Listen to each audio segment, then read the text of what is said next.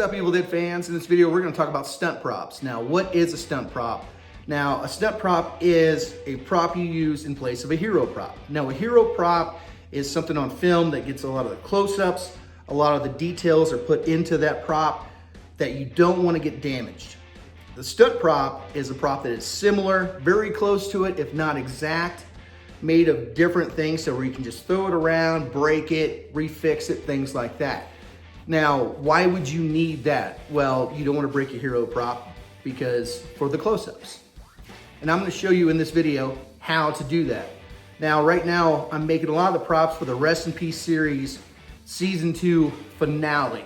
Now, we are going to be doing the Season 2 coming out real soon. Episode 1 is going to be the next video that's coming out.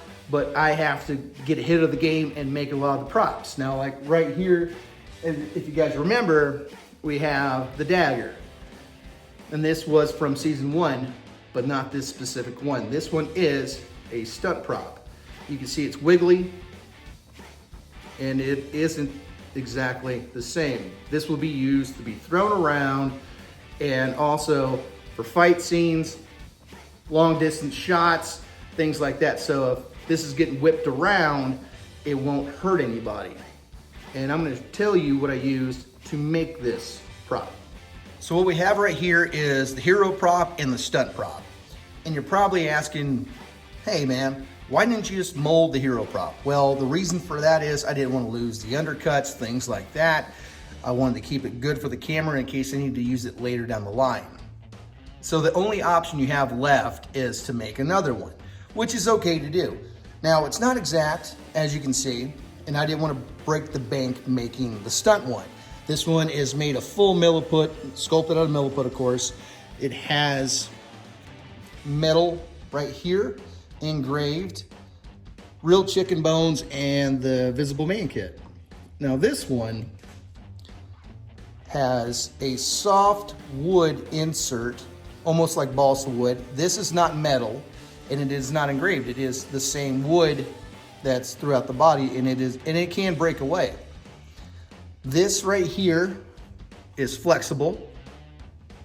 So if it's being whipped around somebody's face or anything, it's not gonna hurt them, and the wood can break away. I didn't use the complete visible man kit. I used whatever I had left and chicken bones. Now this is all from a Halloween store, you know, just one of those skeletons with certain bones as well. But it does have some of the visible man kits and just a lot of the extra teeth I had sitting around from a lot of the kits I had. Now, when you see this on film, it's going to be during a fight scene, or it's thrown around, or from a distance. And also, it does have the snake face. Not quite as good as the other one. Of course, you will not see close-ups on that. Well, let's talk about what I used to make this dagger, and not to break the bank as well. So what I used to make this was simply just a piece of wood that was super soft, almost to balsa wood quality, foam clay, glue, chicken bones, and a mini skeleton from Halloween. And that's it. That's really all I use. I think total buying chicken to eat, the glue, foam clay, the wood, and the skeleton kit, and I used leftover bits from a visible man kit that I had. I think I spent maybe 25 bucks on all of this. It just took a little time. And also a black marker, which I had to make the little designs that are on the blade. So that's all I did. It's that simple. The reason why you need the glue is these things, bones want to fall out. So it's good to have the glue on site. The one thing about foam clay, I will say this, it does shrink.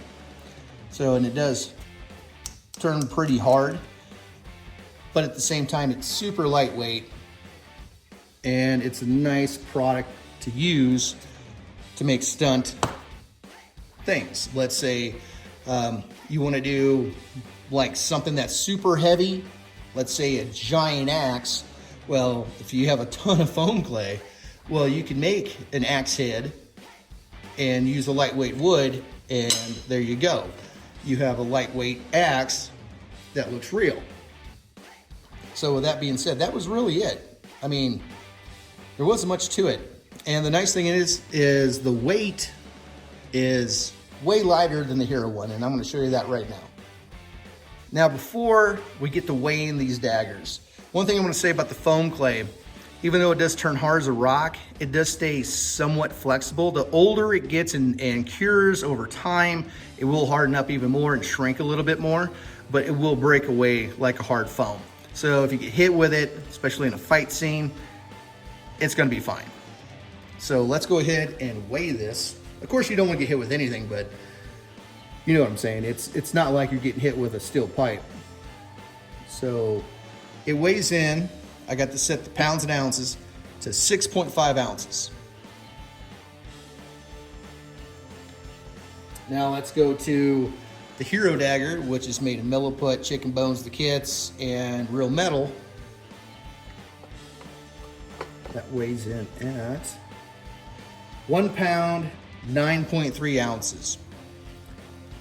Now with this, you don't want this getting waved in your face or getting hit with it or anybody. It's dangerous. It's a weapon, basically, at the end of the day. So somebody might get hurt and you're gonna break your Hero prop at the same time. So it's not good to wave that in anybody's face. It's good to have something like this. Now, I did talk about how a lot of it is from a skeleton from just a Halloween store, like the rib cage you can see up here, extra teeth. It doesn't match up 100%, but why doesn't it match up 100%? I'm gonna show you right now. Like I just said, it won't be filmed at a close distance. It's gonna be a far distance shot, and also for fight scenes to be thrown around. Now let's look at a distance test between the two. So let's grab the real one from this distance, to where if you have it down here, just walking around with it, you have the dagger. It's good, right? But of course you want this for like close-ups, especially if you're showing off the blade or the face. You want that for close-ups. Now let's look at the stunt one. At a distance. So if you're walking around with this, showing the blade, the face you can kind of see, but of course it's an Evil Dead film. It's gonna have a lot of shadows, so you're not gonna get like this big face that it has. But you can see it's close enough that it works. But if you did a close-up view of the blade, it wouldn't work as well, or the face. Let's grab both and look at the difference. You can see the rib cage up top is completely different. The rib cage is from that little Halloween skeleton that came with the face, and some of the bones on the side are different. You can see definitely the hand on this one's a lot different from this one. The size of this sculpt versus the other one is different. But again, and the amount of teeth up top here is just what I had left over. But at the same time, on film at a distance, it works. This one's safe, this one is not. This one's simply for close-ups. But then you have this one with a bendable blade. This one, not at all. This one, yeah, is ruthless. This one can break away.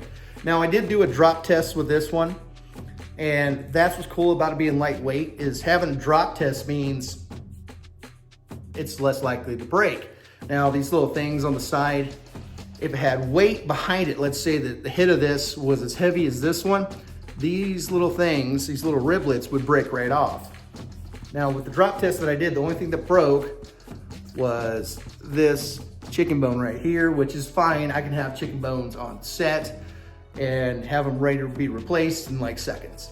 So this one is super light. You can do whatever with it. This one, not so much. So Hero, stunt, not exactly the same, but close enough. Now let's pull back again. Pretty good comparison. So let me walk out of frame and see if you can find out which one I'm holding. So I'm gonna walk in the frame with this one first.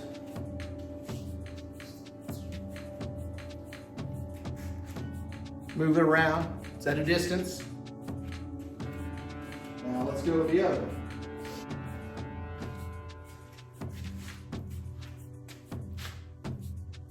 Not much of a difference, is there? Especially if you're worried more about the scene versus the prop. So this second one is the stunt one. The other one was the hero dagger, as you can say, or the hero prop. So with that being said, that's why it's important to have a stunt one versus a hero one. One thing they used to do back in the day is some films, they would do just one, like a hero prop. And the nice thing about having the stunt one is, let's say something becomes a cult classic, such as Evil Dead, where a lot of the hero stuff just crumbles and falls apart, and 20, 30 years down the line, it doesn't exist anymore. So the hero prop can exist while you just trash and beat up the stunt ones. Also, get ready for Rest in Peace Season 2. Episode 1 is coming up next. Again, we're coming up with a finale already. We have a huge cast of people. We have returning characters. We have a brand new cast of characters being included as well. Different story, but it concludes from last season and through the entire season to the finale. And with that being said, I'm gonna show off just a little glimpse of some of the props that have been made for it. Not showing off everything completely right now, but some of the new stuff, including the new Necronomicon. I'm gonna show you just one side of it. Now, is it the front, is it the back? You don't know. And something else as well. But get excited for the Rest in Peace series. It's gonna have episodes full of showcases of some of the best Evil Dead collections that you have ever seen or wanted to see in depth. It will be right here on Brett's Groovy Chainsaws. And I'm happy you're with me, and God bless everybody. And until next time, I really can't snap right now, but I can point. Stay groovy.